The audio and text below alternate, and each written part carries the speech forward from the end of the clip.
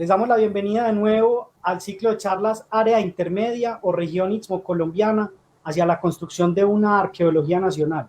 Soy Nicolás Loaiza, director del ICANN, y estamos acompañados por Juan Guillermo Martín del Museo Mapuca de la Universidad del Norte, Francisco Javier Aceituno del Laboratorio de Arqueología del Departamento de Antropología de la Universidad de Antioquia. El día de hoy tendremos la sesión denominada Las Antillas y sus relaciones continentales. Para esto, de una forma muy maravillosa, contamos con la presencia del profesor Roberto Valcárcel Rojas, doctor en arqueología por la Universidad de Leiden, Holanda, profesor de historia y antropología del Instituto Tecnológico de Santo Domingo, República Dominicana. Entre 1993 y 2016 fue investigador del Departamento Centro Oriental de Arqueología del Ministerio de Ciencias de Cuba, investigador postdoctoral por la Universidad de Leiden entre el 2013 y 2019, se especializa en estudios de arqueología precolonial e histórica e historia colonial del Caribe. En los años 2005, 2011 y 2013, sus resultados de investigación fueron premiados por la Academia de Ciencias de Cuba. En el año 2013 recibió el premio José Luciano Franco de la Crítica Histórica en Cuba. Javier, te doy la palabra para que nos presentes a nuestra otra invitada.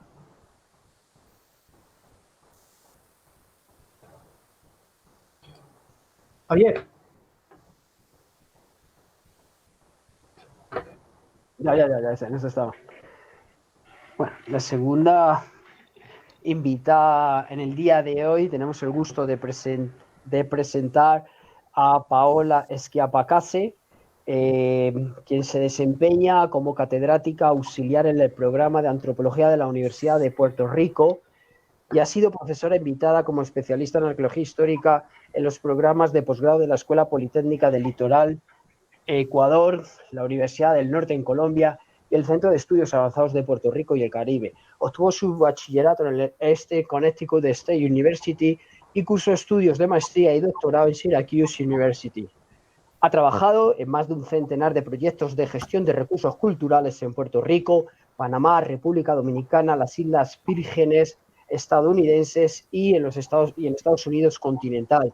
Sus investigaciones y publicaciones se han concentrado en sitios del periodo colonial español en el Caribe, del periodo colonial estadounidense en Puerto Rico, la arqueología documental y también temas concernientes a las colecciones arqueológicas. Muchas gracias, Paola, Roberto, y le doy la palabra al primer invitado del día de hoy. Roberto, profesor Roberto, tiene usted la palabra. Muchísimas gracias por la invitación al Instituto Colombiano de Antropología e Historia, a Juan Guillermo, a Nicolás, al profesor Francisco Javier. Es un placer compartir este espacio y nuestra experiencia caribeña desde las islas con el Caribe continental. Y bueno, con esto quiero empezar. Por favor, me confirman si se ve la presentación. Sí.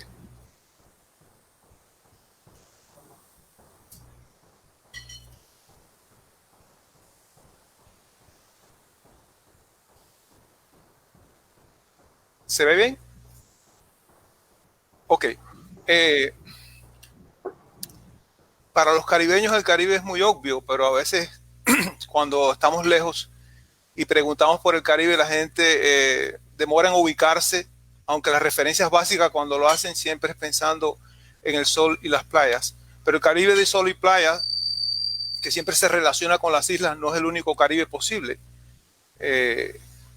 Si vamos a Colombia y empezamos a alejarnos del mar, también hay otro Caribe, igual que lo hay en Centroamérica y en Cuba. Incluso en la misma Cuba a veces se siente lejos del Caribe y se siente más próximo a otros espacios desde su cultura. Así que el Caribe es un entorno en permanente construcción, en dependencia de quién lo piensa, de quién lo visita, de quién lo vive. Si algo es evidente para todos, es que es un espacio es un espacio entre América del Norte y América del Sur. Por eso es que se habla también del Caribe como el Mediterráneo, un Mediterráneo que alberga islas y mares. aunque siempre usamos el término de Mar Caribe para todo, pero el modo en que, por ejemplo, se conectan el Golfo de México con el Caribe o la proximidad al Atlántico resulta muy singular. Esta capacidad o esta característica mediterránea del Caribe lo ha marcado y es muy evidente para nosotros, sobre todo desde la perspectiva de tiempos históricos, ¿no? Sobre todo el Caribe modelado por los poderes coloniales que lo usan e interactúan y a través de cuya acción se conecta las islas con América del Norte, con Mesoamérica, con Centroamérica, con América del Sur. Es decir, en el universo colonial o en el universo, digamos, ya contemporáneo, se percibe esa posibilidad del Caribe como un espacio de interconexiones, tanto dentro de las islas como entre las islas y las masas continentales. Incluso a nivel geopolítico, el Caribe ha sido visto como una llave que da acceso a América y que hay que controlar. Por ejemplo, ha sido parte de la política en el siglo XIX, cuando se programa la política de expansión de Estados Unidos y sus relaciones con el resto del continente. Es decir, se veía ese Caribe como el espacio que debíamos controlar, como el gran Mediterráneo americano. Concepto que han usado también con frecuencia los historiadores. Pienso en el caso cubano de Levi Marrero. Pero bueno, hoy vamos a hablar del Caribe antes de Colón, quizás el Caribe menos conocido, y un Caribe que desde la arqueología ha tendido a ser conceptualizado, no con esa perspectiva de conectividad de la que yo ahora hablaba, sino más bien como un espacio que, sobre todo por la perspectiva que se construyó desde la arqueología, quedó aislado y cuyas interacciones con las masas continentales o con los espacios intermedios, sobre todo Centroamérica, parecían poco importantes. Esta visión que digamos fue la dominante en la arqueología, gran parte de la arqueología del siglo XX, veía los vínculos continentales sobre todo como vínculos que generaban migraciones que salían desde estas áreas continentales hacia el Caribe y que tenían un impacto en un sentido de poblamiento.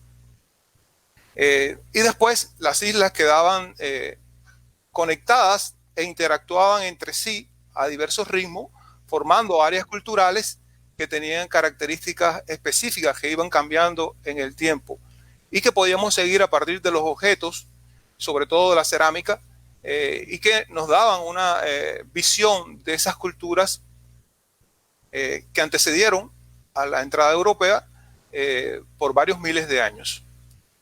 Esa visión que separaba al Caribe de su contorno continental y que reconocía la relación con el contorno, sobre todo como un espacio de impulso demográfico del que salen la gente que viene a poblar, ha estado cambiando en las 2 últimas décadas. Incluso yo diría que siempre ha habido un deseo de cambiar, pero yo creo que el cambio se ha consolidado en estos ya en el siglo XXI, aunque comenzó a fines del siglo XX.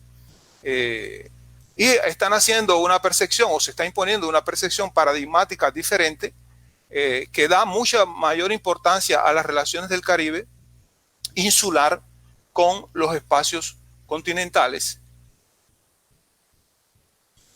Son diversas las razones que influyen en esto. Voy a mencionar algunas, pero no quiere decir que sean las más importantes, ni siquiera que se han estructurado en este orden. Un aspecto importante que ha influido en todo esto, y que no es nuevo, pero lo importante es que ahora le damos la importancia que antes no se le daba, es el tema de la factibilidad de la navegación. Mucho tiempo ha estado modelándose en términos de corrientes, sobre todo de vientos y de factibilidad de capacidades tecnológicas navales, la posibilidad de que el Caribe se moviera, desde las islas y desde el continente hubiera una movilidad a través del mar mucho más importante que aquella que se asociaba solamente a los pulsos migratorios o a las oleadas que llevaban personas desde las masas continentales hacia las islas y que saltaban de isla en isla una vez que habían llegado a estas.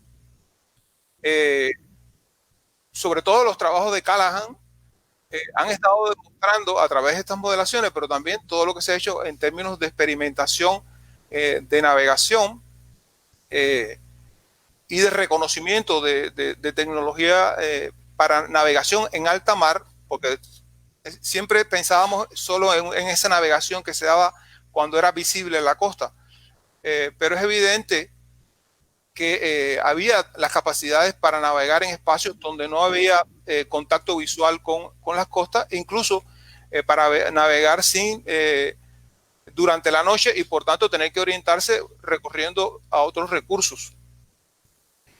Esto ha sido importante para repensar las relaciones y las interacciones más, es decir, el término interacción es importante, porque interacción abre la posibilidad de pensar en vínculos continuados y no en el concepto al que estábamos acostumbrados de migración, movimiento, que siempre nos daba la pauta de un momento específico que después demora en repetirse o no se repite. Entonces, estas ideas en torno a la movilidad en el mar son importantes para repensar el vínculo de las islas con los espacios continentales. Uno es la idea de que navegar en alta mar con las tecnologías de las que disponían las sociedades indígenas que habitaban las islas antes del arribo de los europeos, evitaba corriente fuerte entre las islas y fenómenos meteorológicos asociados a la proximidad de las islas, como vientos fuertes, zonas de corrientes intensas. De hecho, se ha hecho evidente que los viajes entre Puerto Rico, la Española y Sudamérica serían más fáciles de forma directa, y esto es muy importante porque a veces parecía imposible, que ir saltando de isla en isla. Entonces, otro es la factibilidad de viajes directos, y ahora puede sonar muy normal, pero hace unos años era algo hasta un poquito herético, ¿no? Decir que no había que esperar a ir a la próxima isla, sino pensar en hacer un viaje de días, incluso de semanas, para llegar a tierras mucho más lejanas, con las que había vínculos que quizás no eran solo recuerdos ancestrales construidos y rememorados por la mitología, sino relaciones mucho más frecuentes, más tangibles y más humanas que las que nos muestran solamente los artefactos. Entra también la idea de la factibilidad de viajes tanto desde las Antillas Mayores a Mesoamérica, América Central, al sur de la Florida, y la idea también de que los viajes este-oeste son un poco más difíciles que en sentido contrario, que es importante para pensar las rutas y de la construcción de la movilidad. Estas modelaciones sobre la movilidad dentro del Caribe, que permitiría que las sociedades de las islas no quedaran aisladas, sino que pudieran interactuar de modo continuado o por lo menos más frecuente con los espacios que las rodean. Como les mencioné anteriormente, tienen también un soporte en lo que se ha hecho en términos de experimentación de navegación, es decir, que se han construido canoas, se ha navegado, se ha medido el tiempo, se han valorado directamente la factibilidad de navegar, e incluso se ha llegado a analizar las disponibilidades de madera para construir canoas que pudieran transportar la cantidad de personas que ameritaría un viaje de este tipo. Estamos hablando de viajes que podían movilizar 70 personas. Incluso canoas con estas características fueron observadas por los españoles y es una información bien registrada en las fuentes etnohistóricas.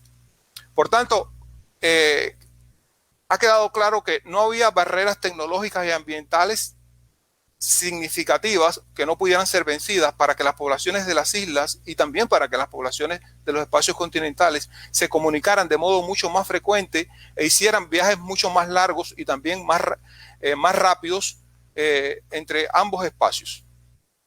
De hecho, Callahan ha dicho, si muchos viajes no se dieron, no era porque no había capacidad, sino porque no había la motivación para hacer los viajes. Otra área de análisis que se ha desarrollado muchísimo en este periodo es el tema de la identificación de los procesos de interacción, sobre todo la valoración de la interacción entre las islas y se han, por supuesto, fundamentado más las interacciones más conocidas, que serían entre las islas, sobre todo Antillas Menores, y la parte central del norte de Sudamérica, principalmente Venezuela y la zona del Orinoco. Esta interacción ha sido reconocida primero en términos estilísticos, que es lo tradicional en un primer enfoque arqueológico, pero después, con el avance de los recursos y sobre todo de ciencias asociadas a la arqueología y la construcción de un esquema de análisis multidisciplinario, ya estamos viendo la interacción en términos de movimiento de materias primas que identificamos por peculiaridades geológicas, la movilidad de personas, animales u objetos, donde entran el tema de los análisis de isótopos de estroncio, toda la variabilidad que hay en cuanto a materias primas y sus fuentes. Es decir, podemos ver, se ha hecho común entender que ese movimiento de bienes no es solo un movimiento de objetos, que junto a esos bienes están viajando ideas, identidades y obviamente personas. Y que si tenemos esa movilidad a nivel de las islas, entonces tenemos que entender que si no hay trabas reales a nivel de tecnología naval, por tanto, esa movilidad puede expandirse y haber alcanzado espacios mucho más grandes. Así que el reconocimiento de la interacción, que implica animales vivos, incluso, pero también huesos de animales, de especies de áreas muy diversas, es también algo que ha ido contribuyendo a construir la percepción de que la interacción es posible. Si existe en las islas, puede ser mucho más amplia que este panorama espacial. También los cambios que tenemos, la mayor disponibilidades de fechados radiocarbónicos, el acceso a nuevos datos de cronología han permitido refinar el reconocimiento de los momentos en que se producen tanto las migraciones principales como las interacciones que no necesariamente están relacionadas con migraciones. Esto ha generado diversos modelos para tratar de entender los vínculos de las Antillas con los espacios continentales. Y hoy me voy a enfocar en uno de ellos que tiene que ver, que ayuda a entenderlos todos, pero donde se le ha puesto principal peso al tema de las relaciones de las Antillas con la zona istmo-colombiana y sobre todo con el espacio de Costa Rica, Panamá, Colombia. René Rodríguez es el investigador que quizás más ha insistido en esto y que ha generado a través de un grupo amplio de análisis, digamos, un esquema en el que él trata de explicar y fundamentar todos estos nexos, que tiene un desarrollo cronológico que es el que vemos aquí, que inicia muy temprano. Esto es muy importante, no solo ver, porque siempre se tendía a ver el tema de las interacciones en un sentido sincrónico y en un momento o periodo específico. Así que la propuesta de Reniel es a lo largo de toda la presencia humana precolonial en el universo insular y por supuesto su impacto en las islas. Hay algo importante que de este enfoque y es donde hay una contribución significativa hecha por Jaime Pagán en lo que se refiere al análisis de los elementos botánicos, sobre todo, es la idea de que las migraciones más antiguas que impactan el Caribe, aunque bueno, ya hay ocupaciones muy antiguas de 8.000 años antes del presente en Trinidad, y después tenemos movimientos hacia el Caribe, sobre todo asociados a tecnología lítica por talla en torno al 5000 antes de Cristo, pero lo importante es la percepción de que estas sociedades están manejando plantas de diversas formas, tanto a nivel de horticultura, agricultura o recolección, como sea. Pero todo esto define un universo temprano. Incluso se está llegando a decir que realmente las ocupaciones humanas, no hubo ocupaciones humanas en el Caribe que no, en un universo preagrícola, que de todos modos hubo agricultura o manejo de plantas en el Caribe, y que estas sociedades transmiten un legado que después llega, e incluso ellas mismas se conectan con los arribos posteriores pudiéramos resumirlo, lo que se conoce como el mundo arawak, que en términos caribeños de terminología arqueológica serían los saladoides. Llegaron a interactuar con estas sociedades e impactaron la construcción del mundo caribeño posterior. Pero la idea aquí es que muchos de los cultígenos que van a usar y que van a entrar al Caribe muy tempranamente se identifican en el área istmo colombiana en fechas muy tempranas, incluso anteriores que para el caso, para otras partes de América. Y son, digamos, el sustento económico de un proceso de transformación de las sociedades que comienza mucho antes de lo que pensamos y que tiene un componente no necesariamente proveniente de la zona orinoco-amazónica, sino más bien del espacio centroamericano. En este orden también estaría todos los procesos de creación de cerámicas, algunas de las que pueden también estar vinculadas con esta área, que transforman todo lo que conocíamos como un mundo arcaico o protoarcaico, es decir, todo lo anterior al universo donde se produce cerámica y se maneja agricultura, como un universo mucho más complejo, y que ese mundo está ya aportando influencias que no vienen de la zona tradicional desde la que se pensaba que salía la agricultura hacia el Caribe, que era el mundo orinoco-amazónico. Ese es un punto importante en el análisis que despliega Reniel con un soporte tremendo que aporta Jaime Pagán con sus análisis a nivel de residuos de almidón.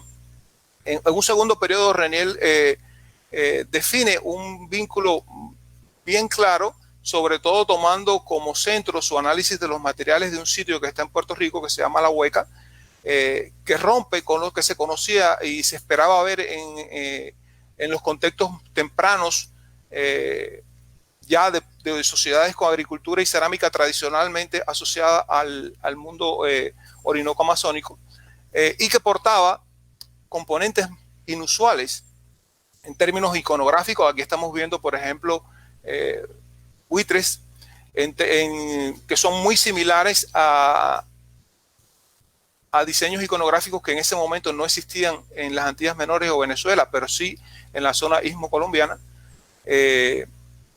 También manejando materiales que en la zona orinoco-amazónica tampoco y en las Antillas Menores no había, y que sí existían en la zona istmo colombiana. Este diseño no eliminaba la posibilidad de los vínculos desde la parte noreste de América del Norte, de América del Sur, pero aporta una alternativa para un vector de interacciones diferentes entre la zona istmo colombiana y el Caribe.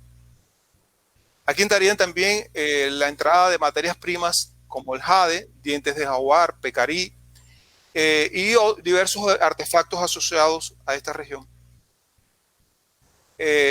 Reniel periodifica todo esto como les mostré anteriormente, y después lo lleva a un proceso donde este momento inicial en el que entran sobre todo objetos que tienen brillo y que él asocia a los conceptos sobre el valor de la iridiscencia dentro del mundo y el imaginario caribeño, es seguido por otro momento asociado al manejo de piedras, sobre todo el jade, que tienen un valor enorme para todo el universo, tanto centroamericano, mesoamericano y caribeño, y que se ha logrado identificar que en algunas islas del Caribe está vinculado con fuentes de materias primas centroamericanas, aunque también en el Caribe se han identificado algunas fuentes de materia prima, es decir, algunas zonas con jade.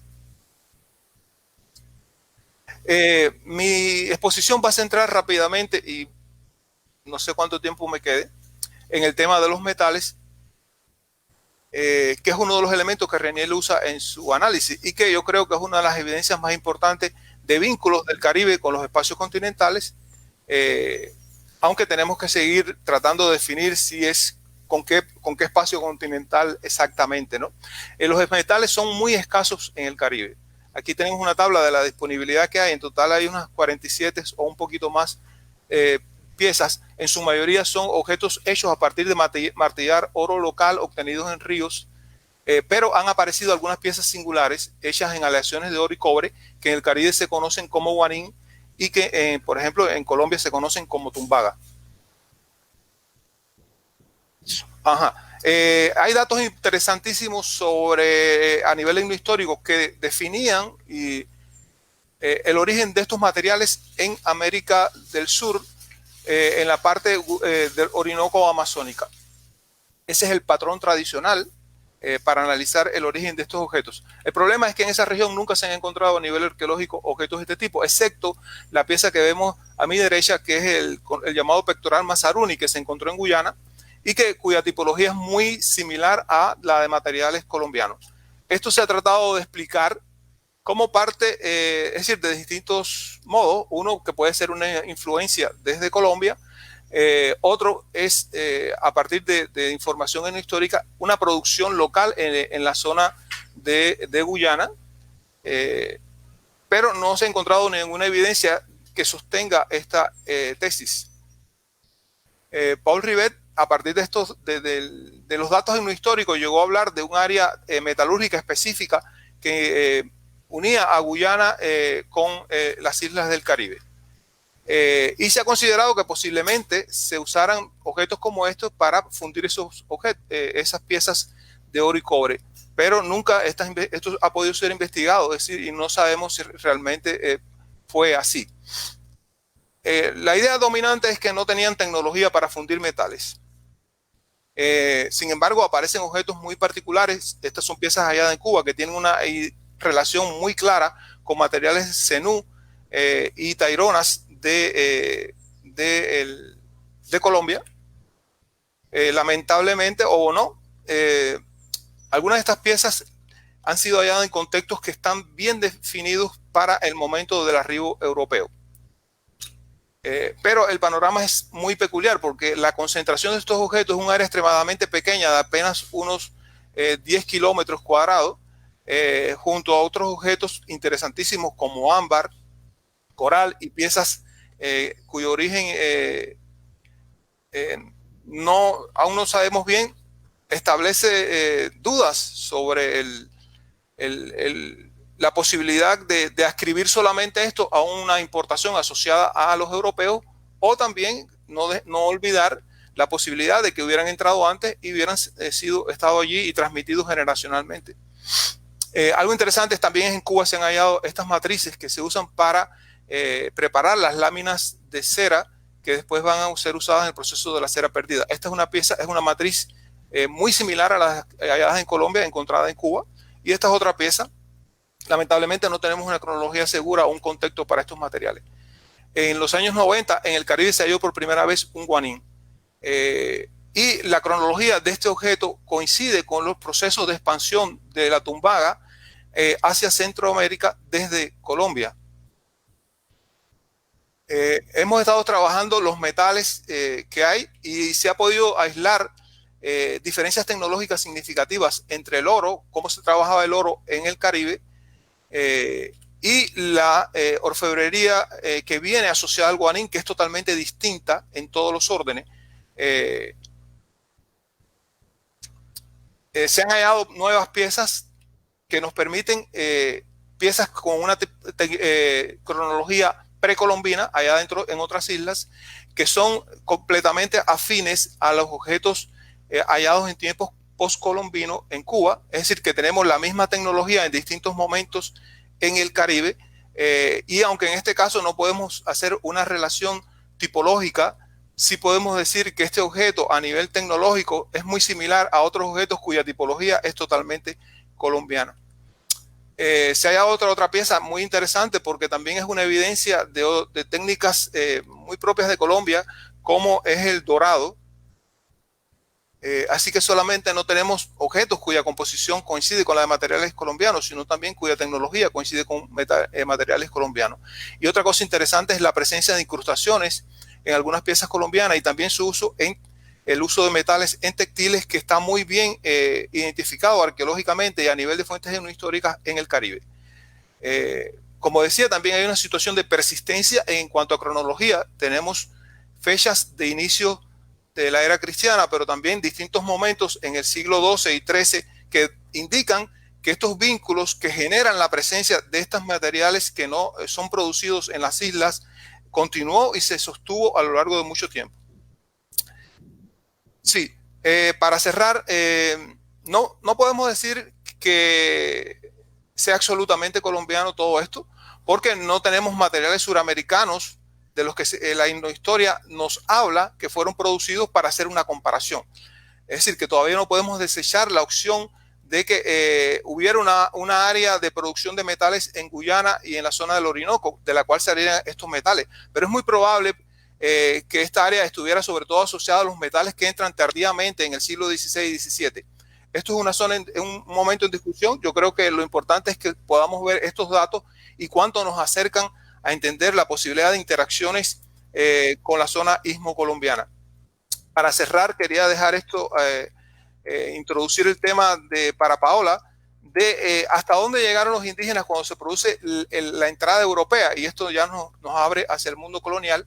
Es decir, la huida que nos habla de espacios previamente conocidos o de otros a los que se debieron arriesgar a navegar, llegó hasta Trinidad y Tobago y también hasta el sur de la Florida, es decir, donde se ubicaron, se habla, es decir, hay constancia histórica de la presencia de todo un poblado de indígenas que navegaron desde Cuba hasta la Florida y se quedaron a vivir allí, en lo que había posiblemente también refugiados de la Española, aunque hay casos en que se habla de la posibilidad de viajes directos de personas que van huyendo de la Española hasta la Florida. Por tanto, las interacciones siguieron hasta el último minuto de la existencia del mundo indígena autónomo en el Caribe. Creo que, bueno, muchas gracias y espero que esto, aunque apresurado, sea del interés de ustedes.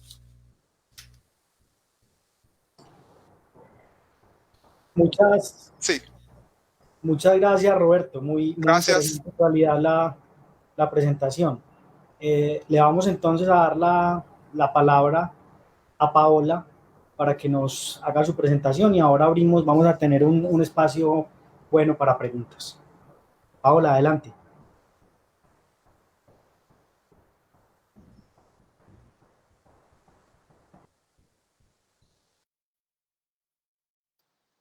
Ahora sí, disculpen. ¿Y me pueden confirmar que sí pueden ver la presentación? Okay. ¿Ya?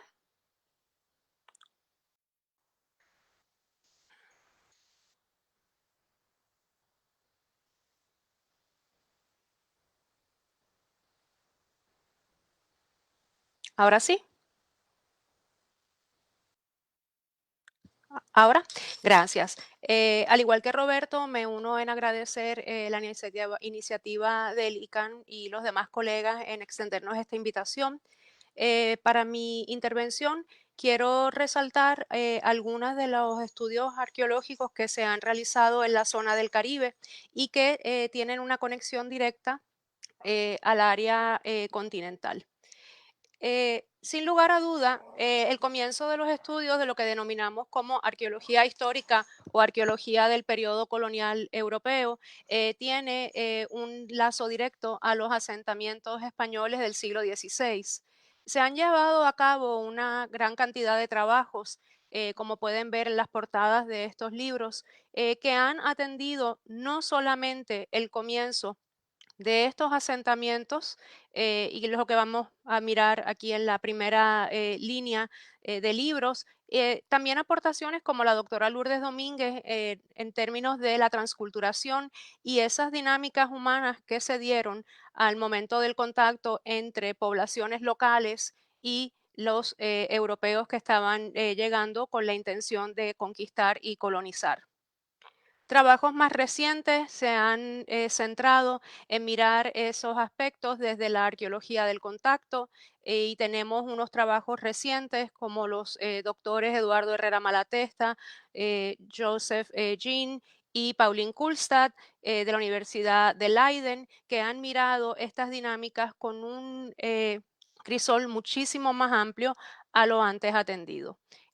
Como todos conocemos, el trasplante de una plantilla española a las Américas fue lo que dio el surgimiento de esos procesos que en algunos momentos se ha denominado como transculturación, un proceso masivo de deculturación y aculturación, etnogénesis y también transformaciones culturales. En el caso del primer asentamiento intencional español, se radicó en el sitio de la Isabela, hoy día República Dominicana, y ha sido ampliamente estudiado por un equipo tanto de arqueólogos dominicanos como de los Estados Unidos. Para el caso específico de Puerto Rico, lugar donde vivo y que es mi enfoque de estudio, el asentamiento de Caparra representa muchísimas más preguntas que lo que en realidad se contestan. El sitio fue estudiado a finales de la década de 1930 por Adolfo de Hostos. Es la primera excavación en un sitio colonial con una metodología de campo y análisis de laboratorio impecable y que logró identificar unas ruinas de una estructura construida de tapias y en piedra. Al día de hoy sigue la discusión en torno a si en efecto este es el lugar donde se asentó inicialmente Juan Ponce de León y que al pasar de los años fue reubicada a la isleta del Viejo San Juan.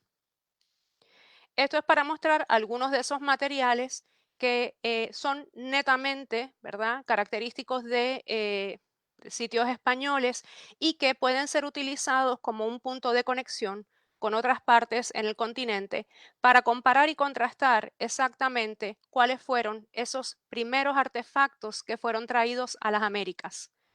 Para estos efectos, llevo varios años mirando los libros de entrada de mercancía a Puerto Rico con la intención de crear un modelo predictivo de cuáles son los tipos de materiales que pueden ser encontrados en sitios tempranos del siglo XVI.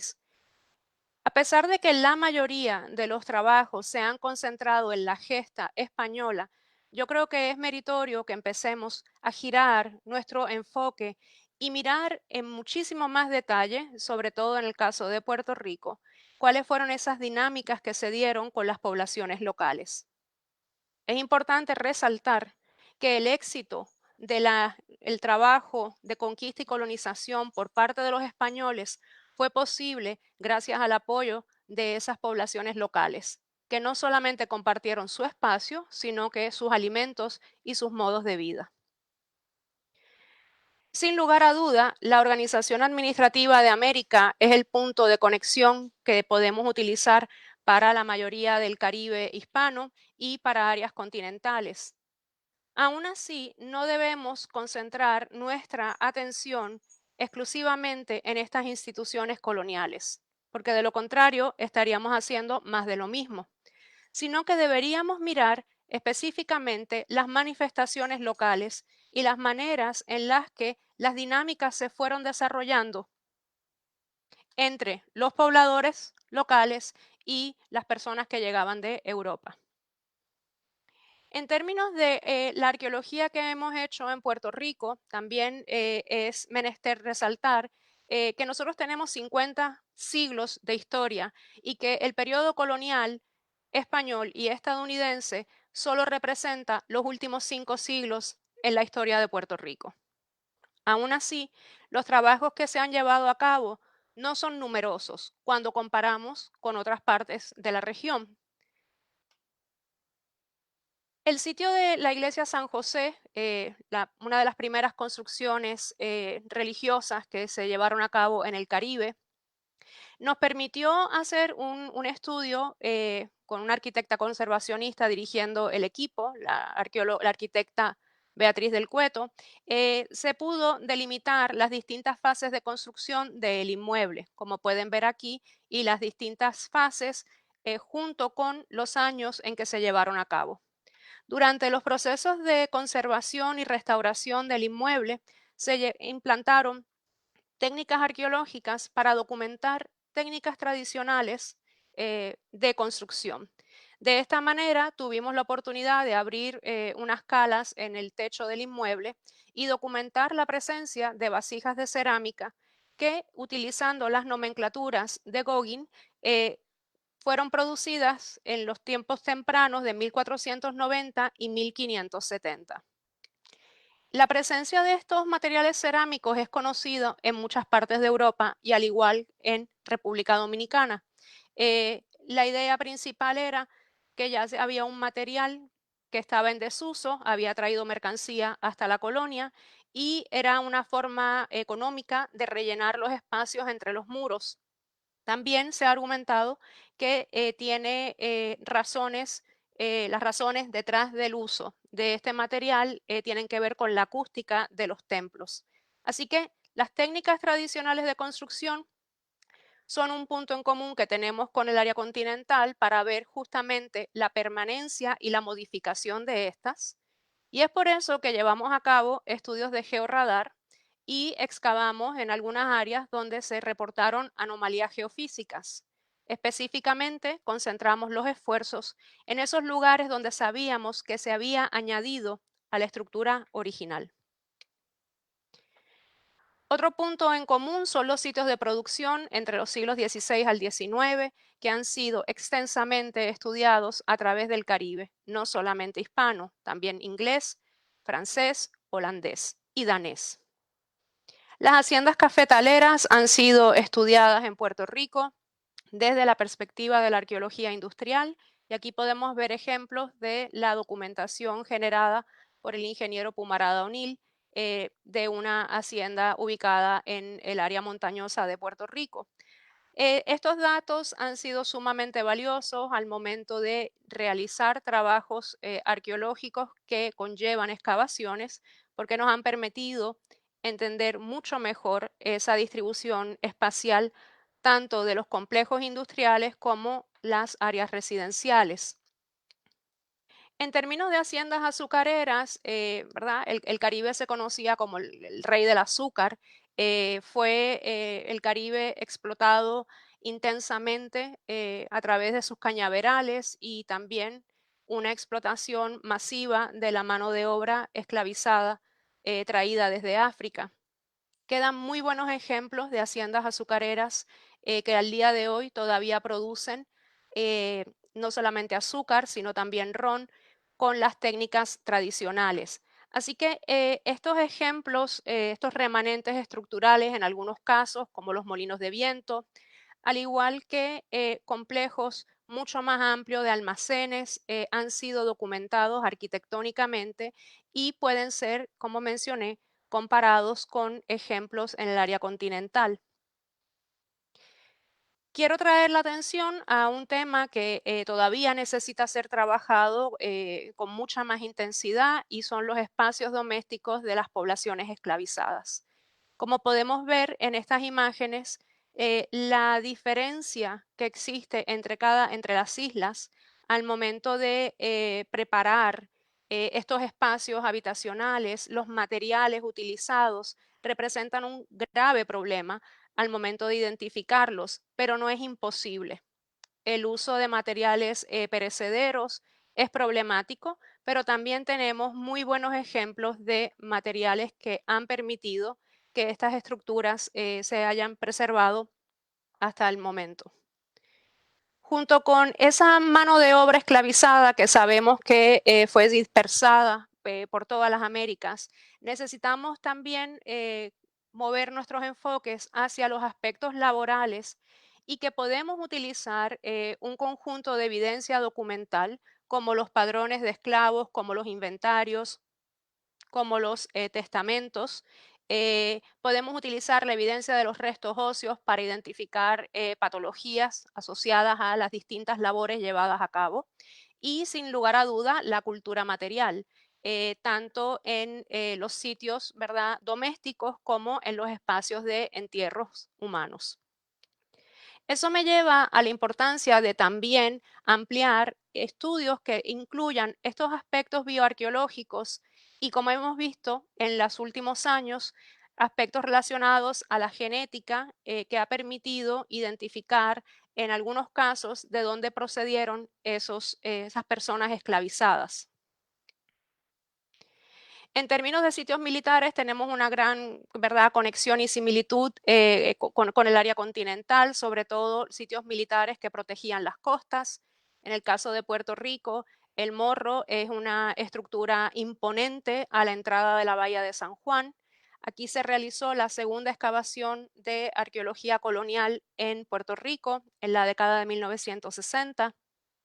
Y aquí fue posible exponer grandes áreas en el patio interior del área que se denominaba como la cocina, y las imágenes que pueden ver corresponden al interés particular de la excavación, era el poder develar las técnicas de construcción, ya que no existían documentos que documentasen, valga la redundancia, la manera en que había sido edificado el inmueble. En la foto inferior a la izquierda pueden ver ese gran espacio que es una cisterna y que posteriormente, les diría yo, hace 10 años, descubrimos un plano que es el que ve en la parte inferior a la derecha de 1742, donde se identificaba claramente que ese espacio había sido una cisterna. La gran cantidad de material recuperado nos permite estudiar en detalle la vida cotidiana de los soldados apostados en estos fortines, fuertes y castillos. Y esto es otro punto de conexión que tenemos, ¿verdad?, específicamente en Colombia con Cartagena, y que no solamente habla sobre la cotidianidad en términos militares, sino que utilizaban estas personas en sus momentos de ocio. Materiales lúdicos, como podemos ver, hay dados, hay canicas, una cantidad asombrosa de pipas de tabaco. Y aprovecho, ¿verdad?, para mencionar que se han publicado trabajos relacionados a la arqueología en campos de batalla. Lo que ven a la derecha es una publicación que ha salido hace un par de días, y también esfuerzos que se han hecho desde la Universidad de Pavia en Italia para documentar las fortalezas y los fuertes de los Antonelli. Los sitios de aislamiento, y específicamente en Puerto Rico, esto es Isla de Cabras, a la entrada de la bahía de San Juan, nos permiten mirar otra conexión directa con el continente, específicamente el tráfico marítimo. Hay amplia documentación en los periódicos de la época, el siglo XIX, que nos muestran las distintas rutas de los servicios de vapores, no solamente españoles. Así que al mirar ese movimiento marítimo, a mí me causó mucha curiosidad el ver cuáles eran los métodos sanitarios que se utilizaban en épocas de epidemias. Eso me llevó a no solamente buscar esta información documental, y aprovecho para mostrar, ¿verdad?, este servicio de las Antillas que iba desde a La Habana, a Santiago de Cuba, a La Guaira, a Puerto Cabello, Santa Marta, Sabanilla, Cartagena, Colón y Puerto Limón. Así que esa conexión transatlántica que se presenta aquí se iba a ver obviamente reflejada en la cantidad de barcos que entraban al puerto, uno de los puertos principales en Puerto Rico, ubicado en San Juan. Así que yo estudié la estación de cuarentena marítima, es la imagen que ven en la parte superior, que eventualmente fue convertida en un leprocomio. Y dato curioso, viviendo ahora, ¿verdad?, un evento de pandemia, es que uno hubiese esperado ver una mayor cantidad de barcos cuarentenados, pero eso no era el caso, ya que el interés principal era el económico. Los materiales recuperados representan no solamente datos sobre servicios de mesa o para la preparación de alimentos, sino que también una muestra limitada de artefactos relacionados al cuidado médico y a botellas de licor, al igual que pueden ver aquí, ¿verdad? Algunos fragmentos de copas de cristal. Los sitios urbanos, por otra parte, también son un excelente punto de conexión entre el Caribe y lo que vamos a ver en los sitios continentales. En el caso del Viejo San Juan, una de las mayores excavaciones de arqueología urbana que se han llevado a cabo tomó lugar entre 1980 y 1990 en el barrio Vallajá.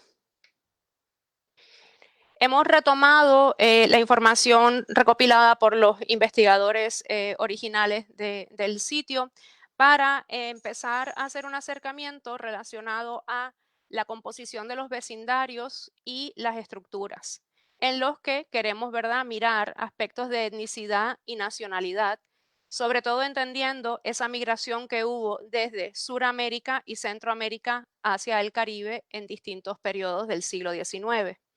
Queremos también estudiar relaciones de parentesco, nivel de alfabetización, los oficios y las profesiones, titularidad e inquilinos, la composición por vivienda y el uso de las estructuras. Todo esto lo estamos haciendo con una fuerte base documental. Como pueden ver aquí, la plantilla del censo de 1910 nos ha brindado excelentes datos y hemos descargado esta información en formato gráfico para identificar presencia, ¿no?, de hombres y mujeres y también por oficio, la distribución de estas personas en los inmuebles. Junto con todos esos datos del censo, también tenemos una fuerte cantidad de material pictórico, en el caso de fotografías de finales del XIX, principios del siglo XX, los planos de construcción de algunas estructuras que con su distribución espacial nos permiten entender específicamente, ¿verdad?, quiénes eran los que vivían en el lugar y empezar a mirar la posibilidad de que hayan habido algunos sectores en los que vivían los inmigrantes. En términos de cultura material del sitio de Vallajá, también esto es sumamente comparable con lo que vemos en el resto del continente. Aquí vemos, ¿verdad?, cerámica de manufactura local, las dos fotos superiores, y la clásica cerámica del siglo XIX, que incluye, ¿verdad?, cerámicas inglesas en distintos tipos de decoración. La cantidad tan increíble de material que se pudo identificar en el barrio Vallajá, específicamente en 4 bloques urbanos, también nos permite establecer algunas conexiones, además del continente, conexiones de carácter comercial, específicamente de dónde estaban viniendo estos materiales, las casas de comercio locales en Puerto Rico. Y como todos sabemos, este material nos permite abundar en nuestro entendimiento sobre las opciones del consumidor, el poder adquisitivo y también las modas. Hay una gran cantidad de material de vidrio que incluye desde botellas medicinales, botellas de perfume, como podemos ver en la línea inferior, vasos, artefactos relacionados a la iluminación, candelabros, quinqués, antorchas. Y peculiarmente, una muestra muy sustancial de artefactos relacionados al cuidado personal y a la medicina. Botes o albarelos de mayólica, como podemos ver en la parte superior, pomos medicinales, morteros. Así que también hemos comenzado a mirar las marcas de algunos de estos artefactos, de lo que contenían y marcas de manufactura. Y hemos creado una base de datos donde hemos estado compilando, como pueden ver a la derecha, ejemplos de la publicidad de la época para ver exactamente qué tipo de mal atendían estas medicinas. Junto con esas marcas de manufactura, hemos también correlacionado con los catálogos de Europa. Como pueden ver aquí, hay unas marcas que son muy comunes, no solamente en el Caribe, sino también en el área continental.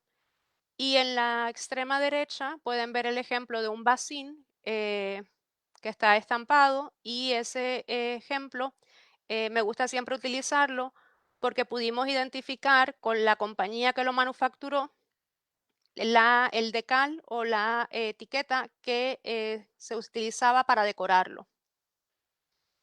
En términos de cultura material, yo creo que es posiblemente donde mayor conexión podemos hacer entre el Caribe y el área continental. Ese movimiento de mercancía debe ser considerado a gran escala. A pesar de que podemos concentrarnos a nivel micro de lo que estamos encontrando en Puerto Rico o estamos mirando en el resto del Caribe, es importante también mirar esas rutas de comercio a nivel de las Américas. La mayoría de nosotros utilizamos tipologías y fuentes de referencia que son, ¿verdad?, consideradas como los clásicos, los trabajos de Gauguin para la mayólica, los trabajos de Kathleen Deegan, Lister and Lister, que en paz descansen, y también en Sudamérica tenemos ejemplos, ¿verdad?, como el catálogo de cerámica colonial y republicana de la Nueva Granada, del cual tengo la suerte de contar con un ejemplar, los trabajos de Shavelson y también portales digitales que permiten consultar algunas de las tipologías.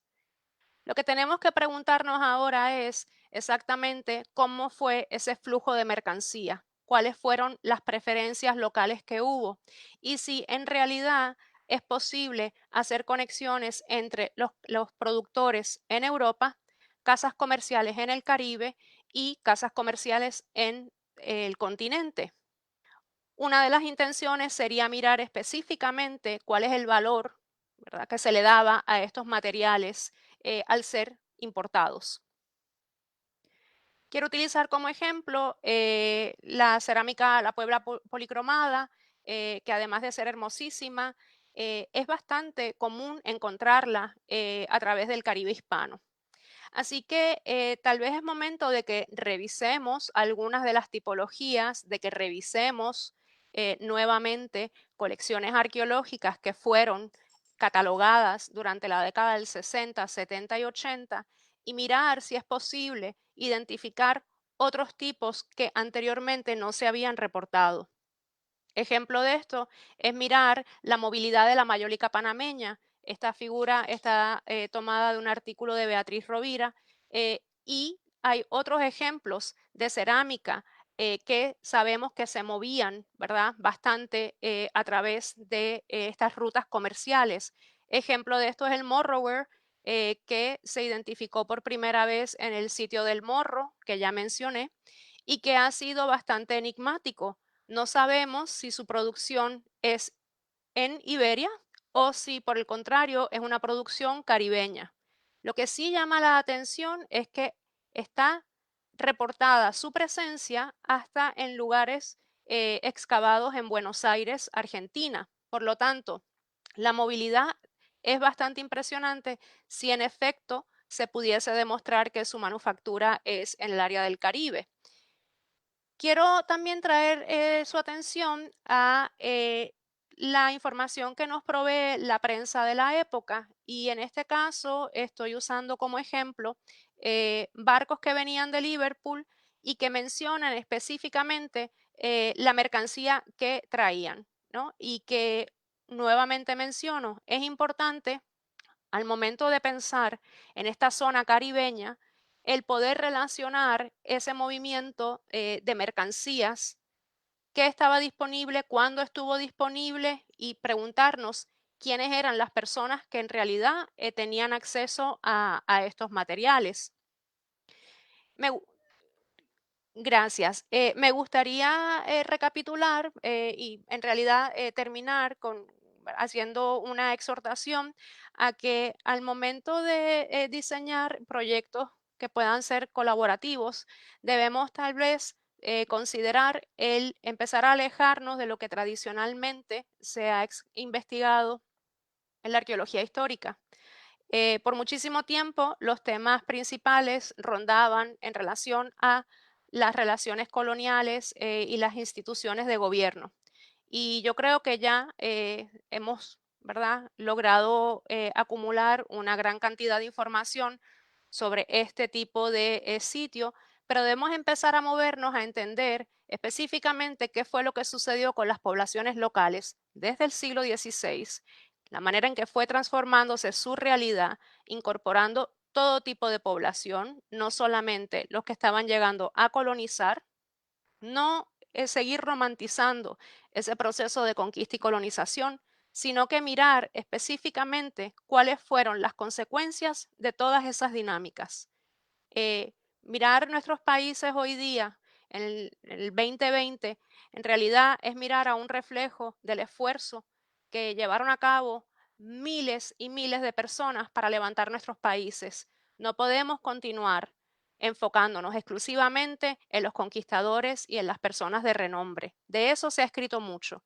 Lo que tenemos que empezar a hacer ahora es darle voz a quienes no están representados oficialmente en la historia y de visibilizar a todos esos agricultores, personas esclavizadas que no están representados, y mirar maneras en que les podamos incluir en estas nuevas narrativas que en realidad reflejen lo que ha sido la dinámica, tanto en el área antillana como en el área continental. Muchísimas gracias.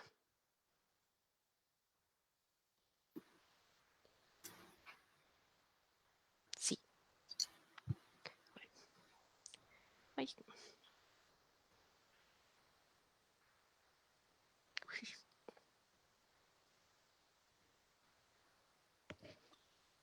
Gracias.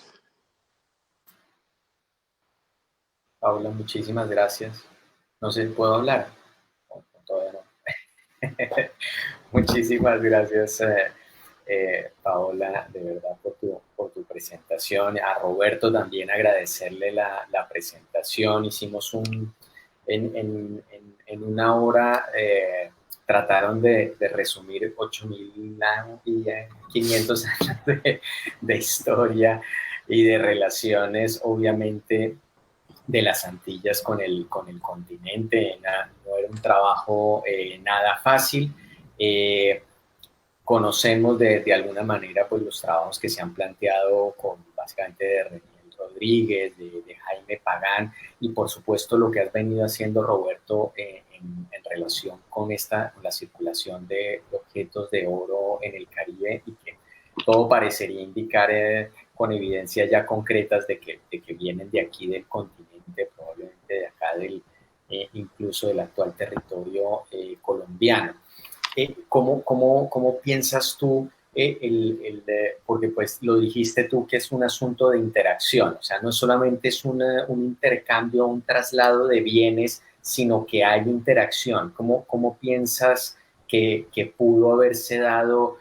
¿Cuáles las rutas que se pudieron haber planteado, teniendo en cuenta en que seguimos con la tradicional desde la desembocadura del Orinoco y vamos saltando pues el salto de rana de las Antillas menores a las mayores? ¿Cómo ves tú ese tema de establecer y de profundizar en las relaciones Antillas-continente? Yo creo que una cosa importante es que, bueno, todavía no podemos decir que estamos absolutamente seguros de un origen colombiano para los materiales, porque el problema es que no tenemos materiales supuestamente de la zona Guyana Orinoco para comparar, es decir, el pectoral Mazaruni, que es la única pieza que se conoce para esa región, desapareció y no pudo ser estudiada a tiempo. He hablado con colegas que trabajan en Venezuela y se sabe que hay algunos materiales en la costa norte, incluso cerca de Colombia, pero nunca han podido ser estudiados. Así que no podemos comparar los materiales que tenemos, que hasta ahora, a nivel tecnológico, a nivel de composición, a nivel de uso y a nivel de los conceptos que hay detrás de ellos, coinciden muchísimo con todo el universo que conocemos para Colombia. Además está todo el tema de la cronología. Los pulsos de salida de materiales desde Colombia hacia Centroamérica coinciden con el arribo al Caribe, y después el Caribe tiene una persistencia que coincide también con lo que está pasando en Colombia. Pero A mí me preocupa mucho, o bueno, me parece un elemento muy interesante la cantidad enorme de datos etnohistóricos que describe con un detalle increíble todo lo que pasaba en la zona de Guyana. Es decir, todos los procesos de fundición, los procesos de selección de materiales. Entonces, me parece difícil poder descartar Guyana, Orinoco con tanta facilidad. Yo creo que debemos pensar en situaciones más complejas. Una, para mí importante, es el tema de la cronología, porque lo que vemos en la zona de Guyana siempre es lo que impacta el Caribe en el siglo XVI, XVII y XVIII, el llamado universo de los Caribes, que viajan a tierra firme, tienen una situación de antagonismo bélico y están sobre todo interesados en las tumbagas que posiblemente se producen en la zona de Guyana, ¿no? Pero para mí la interacción pudiéramos inferirla de la sistematicidad en la aparición de los materiales en las islas,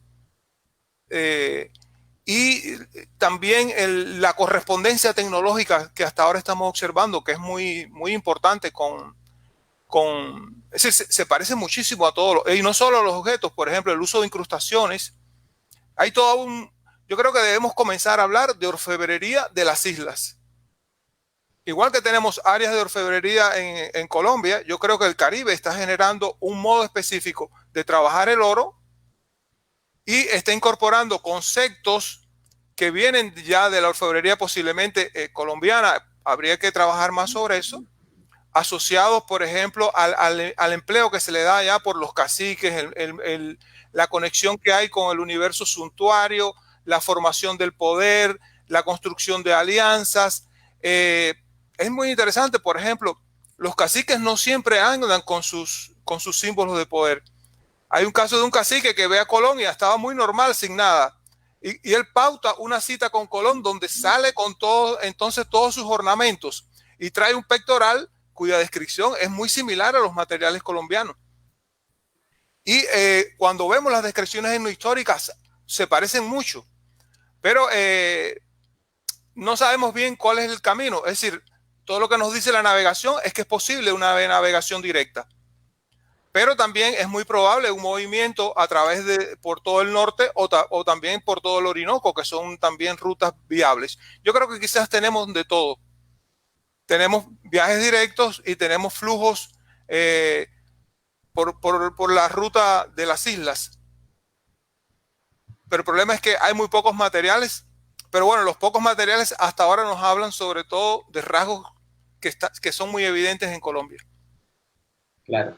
El hecho igual de que ya hay materiales, como bien lo dices, indica interacción. O sea, esos materiales no llegaron solos, y hubo seguramente una transmisión de ideas que va más allá del objeto. O sea, al final la arqueología te deja un pedacito de todo lo que pudo haber sucedido en intercambio de gente, de ideas entre las poblaciones continentales y antillanas, que creo que es algo que está por trabajar, por investigar, y que pues tenemos aún algunos elementos, como bien lo dices, en la orfebrería por discutir y claro, por analizar. Seguramente en el momento en que haya posibilidad de seguir trabajando con materiales que resulten de Guyana, pues de alguna manera se resolverá también la incógnita sobre el origen o la presencia de ese oro, ese guanín que llega a las Antillas. ¿Hay preguntas o puedo seguir preguntando si no les molesta? ¿No les molesta? Adelante, Juan. Porque hay otro que para conectarlo, por supuesto, después con la presentación de Paola, que es un sitio, a mi modo de ver, muy importante en Cuba, que es el Chorro de Maipo. Un sitio que nos muestra no solamente una ocupación indígena, sino que además llega y se conecta con la conquista europea, y hay además elementos que dan cuenta de ese contacto. Cuéntanos un poco de ese sitio, porque pues sé que lo has trabajado desde hace muchos años y lo mencionaste ahí sí, muy por encima. Claro, no daba tiempo a hablar más, pero lo interesante en relación al tema de los metales es que este sitio y los que están cerca de él, porque son 3 sitios, tienen casi más del 50% de todos los guanines que se han encontrado en el Caribe. Están concentrados en ese espacio tan pequeño, ¿no? Pero las evidencias de que esos guanines estaban siendo manejados por personas que ya estaban viviendo en el universo colonial entre 1510 y 1550 son muy fuertes. Es decir, que si no, como único podemos saber qué pasó allí, si pudiéramos lograr una datación directa de los metales, pero estos metales no tienen ningún componente orgánico asociado y no podemos fecharlos. Así que el lugar es muy interesante y además nos hablas de las dinámicas caribeñas, de interacción caribeñas desarrollada ya a partir de la entrada europea, porque en el sitio, que tiene un cementerio de carácter multiétnico, hay también una mujer que es posiblemente, pensamos que es una migrante forzosa, es decir, posiblemente la han traído como esclava desde Yucatán o de la zona Belice-Yucatán. Y también hay un africano, es un entorno muy interesante. Hay cerámicas mexicanas, Azteca 4, hay México pintado de rojo, que también es otra cerámica temprana, pero que tiene una vida muy larga. Entonces, yo creo que este sitio lo que nos muestra es el universo diverso y multiétnico que se crea conectando el Caribe desde los lazos de dominio colonial. Porque es una comunidad que va del siglo XIII hasta mediados del siglo XVI.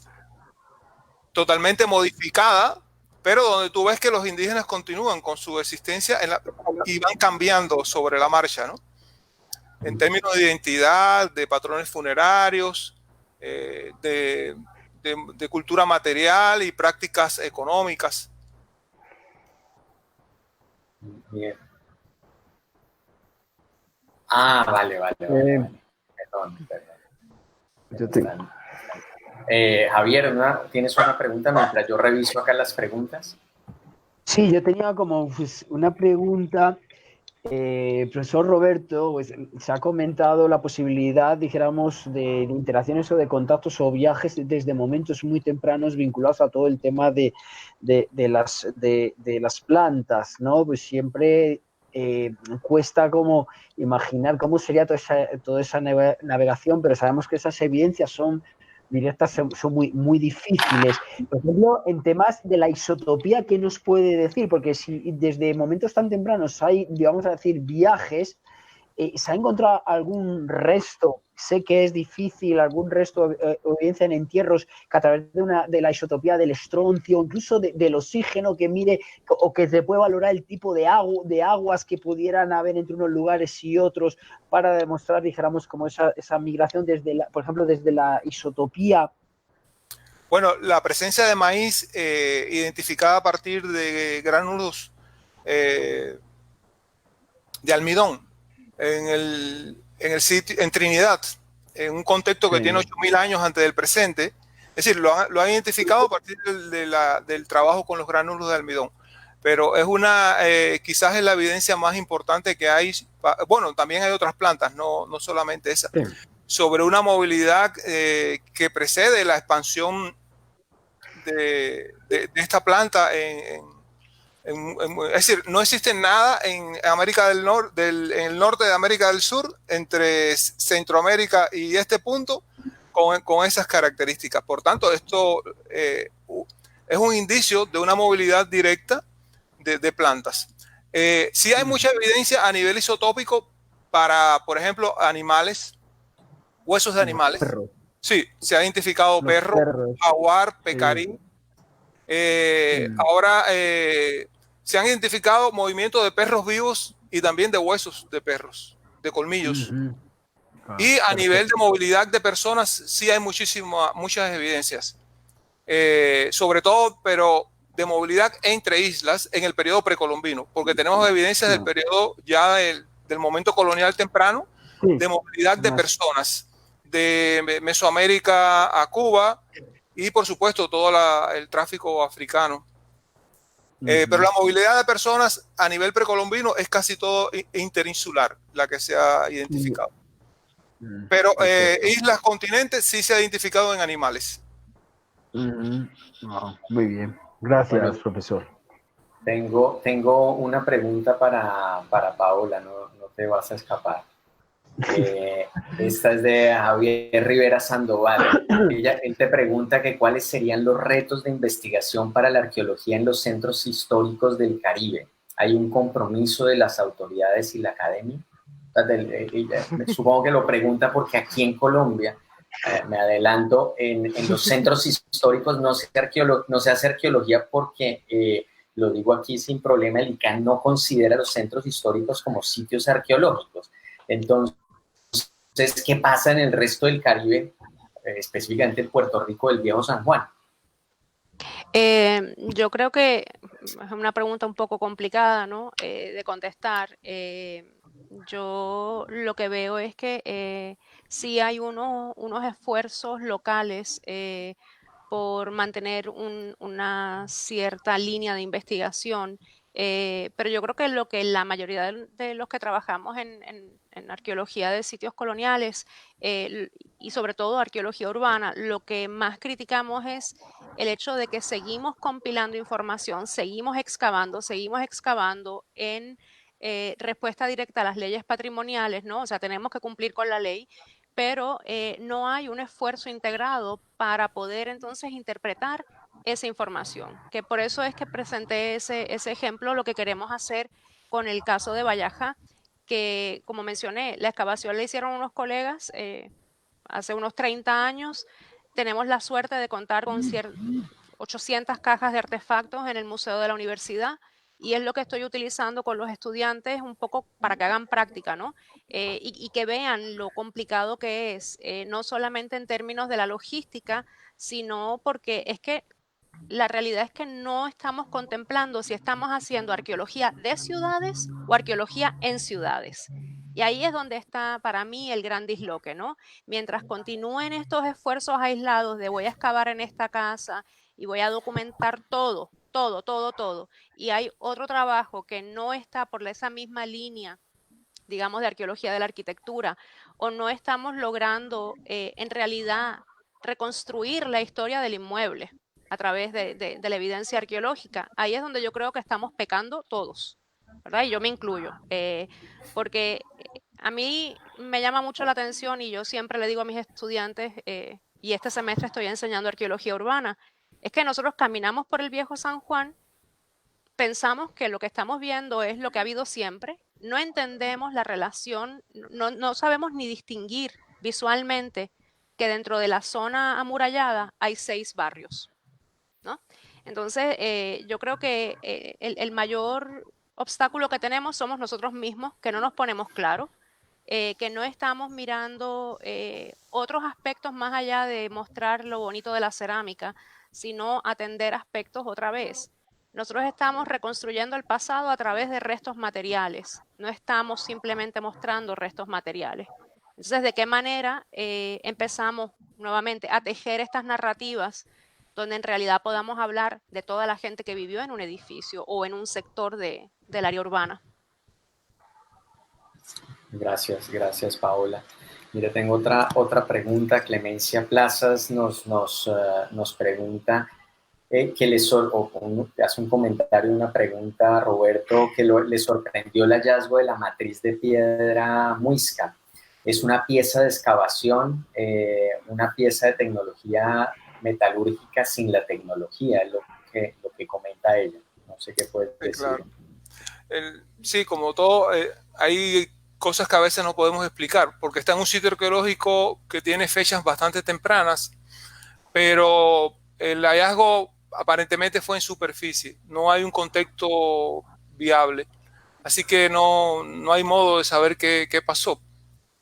Y la otra pieza también es muy interesante, porque la otra pieza que mostré debajo es un cascabel hecho en metal, cuya tipología no hemos podido definir de dónde proviene, pero también es otra pieza en metal, pero está en un sitio cercano, no tiene ninguna relación.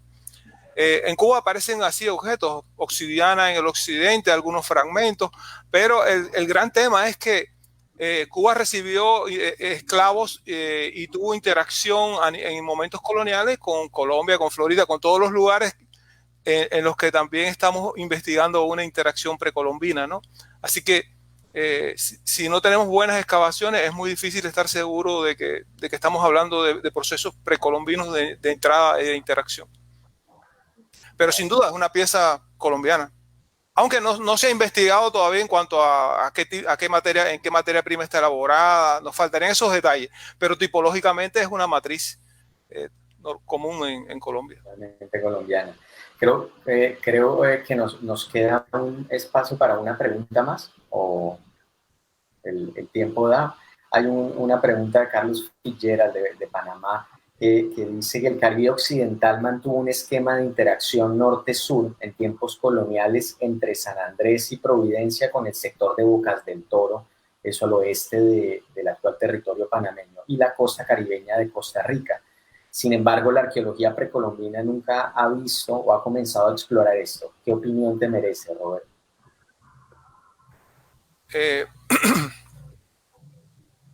Bueno, no soy experto en la arqueología precolonial de Panamá y Costa Rica, ¿no? No sé qué decir de eso, qué impacto puede tener eso en la arqueología regional. Pero yo creo que viendo lo que está pasando, por ejemplo, en términos de navegación y la importancia que tienen los rumbos de, por ejemplo, este-oeste, en el caso para entender la movilidad dentro del Caribe, quizás sea bueno ver las cosas, es decir, generalmente vemos las cosas desde el punto de origen hacia el otro sitio, ¿no? Por eso tenemos que ponernos en la otra posición. Mi pregunta a veces, creo que cuando hablábamos de esto, de esta charla, yo te preguntaba, bueno, nosotros vemos cómo impacta el espacio continental del Caribe y cómo el Caribe impacta a esas tierras que los rodean, ¿no? Porque el Caribe no solamente fue un receptor, ¿no?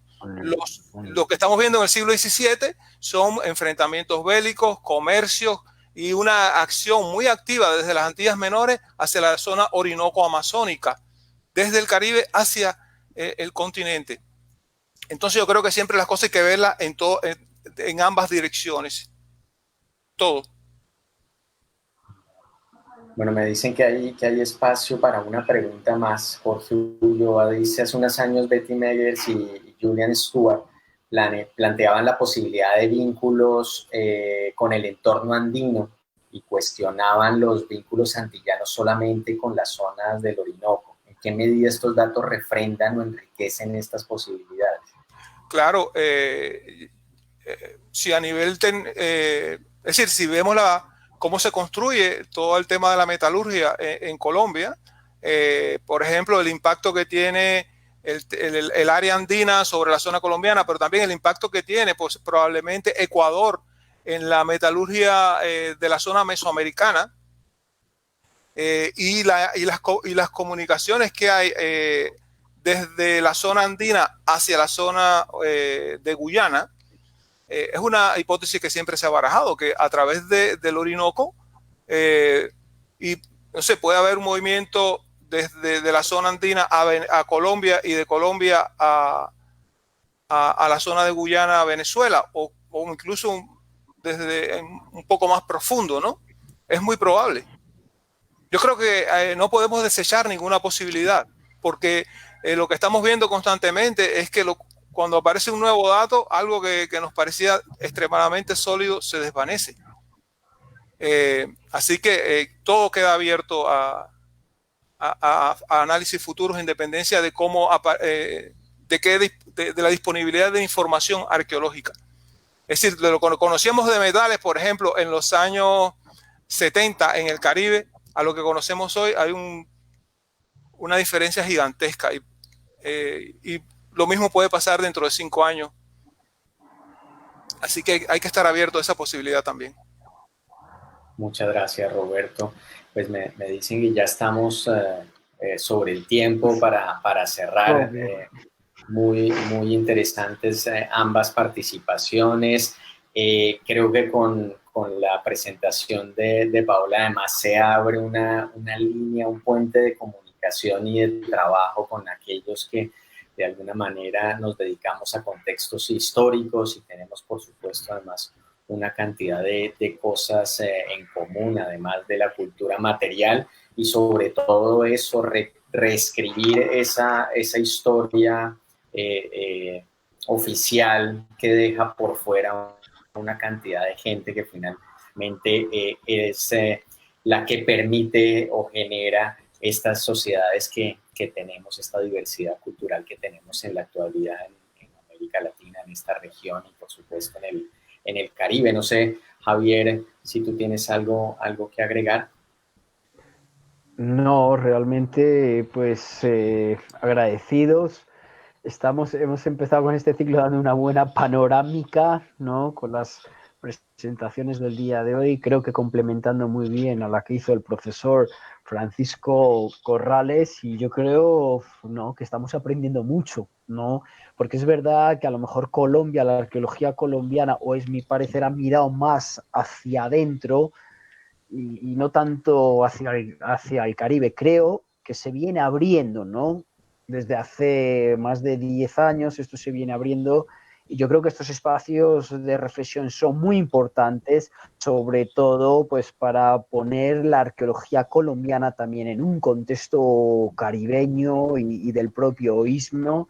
Entonces, desde ese punto de vista, me parece como muy valioso el eco de estos colegas y de estos profesores. Entonces, muy agradecido a Paola y a Roberto. Gracias. Muchas gracias. Nada, bueno, no sé, Nicolás, si tú quieres decir algo para cerrar y despedir la sesión. Perfecto, no, muchas gracias a Roberto y a Paola. Juan y Francisco Javier seguiremos en este ciclo por este mes del patrimonio en Colombia. Pues nos parece que es bien importante. A mí me parece muy sorprendente, pues como todas estas interrelaciones que de verdad lo que estaba diciendo Francisco Javier es más o menos claro, ¿no? Nosotros no lo hemos explorado a profundidad, sí se han hecho investigaciones, pero no se ha explorado a profundidad esa gran relación que existe, además que es en el tiempo muy largo y que es constante. Después de la conquista sigue existiendo ese mismo tipo de relaciones. Eso es muy interesante, pues lo que están diciendo sobre el tráfico, por ejemplo, de esclavos y personas que llevaban pues los esclavos son personas obviamente, pero que llevaban a Cuba, entonces pueden llevar las cosas precolombinas después, pues eso es una de las posibilidades que se abre ahí. O el conocimiento. Sí. No necesitan llevar los objetos. Exacto. Porque tú puedes mover un orfebre y un orfebre puede manejar oro local. Lo que necesita es saber cómo hacerlo. Así sí, que sí, siempre es importante pensar que más allá del objeto va la persona con sus ideas. Claro. No, sí, y que yo quisiera, perdona Nicolás, yo quisiera, ¿verdad? Qué bueno que Roberto lo menciona, porque yo creo que también eso es algo que debemos empezar a plantearnos, ¿no? Es más allá del objeto, lo que se está moviendo tiene mayor valor, que es la información. Totalmente. Así que... Pues bueno, no, quedamos con yo creo con muchas ideas en la cabeza, pues la verdad, y creo que el público también. Muchas gracias y hasta ustedes. Bueno, estén muy bien. Hasta la próxima. Agradecidos. Hasta luego.